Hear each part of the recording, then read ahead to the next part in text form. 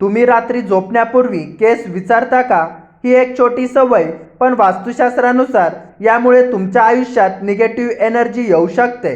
घरात भांडण, मन अस्वस्थ होणे आणि नकारात्मकता वाढणे यामागचं कारण रात्री केस विचारणे असू शकतं. आज आपण जाणून घेणार आहोत, रात्री केस विचारणं शुभ आहे की अशुभ.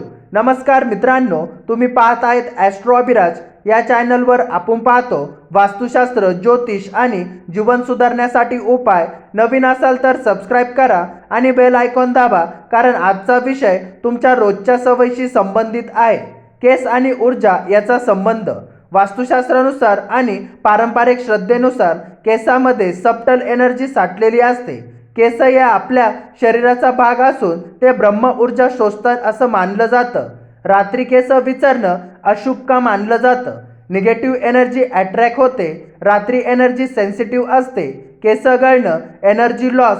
विचारात न गळलेले केस निगेटिव्ह संकेत मानले जातात.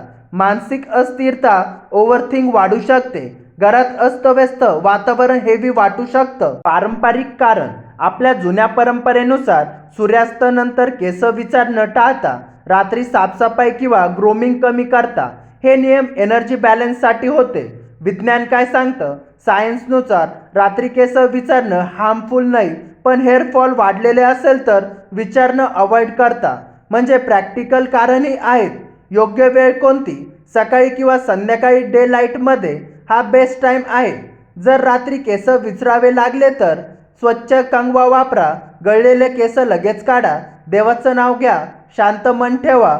पॉझिटिव्ह एनर्जी वाढवण्यासाठी उपाय. खोली स्वच्छ ठेवा. क्लटर्स रिमूव्ह करा. हलका सुगंध ठेवा.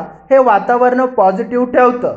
जर तुम्हाला हा व्हिडिओ उपयोगी वाटला असेल तर लाईक करा, कमेंटमध्ये लिहा सकारात्मकता, आणि अशाच वास्तू टिप्ससाठी ॲस्ट्रो अभिराजला सबस्क्राईब करा. आपण पुन्हा भेटू पुढच्या व्हिडिओमध्ये. धन्यवाद.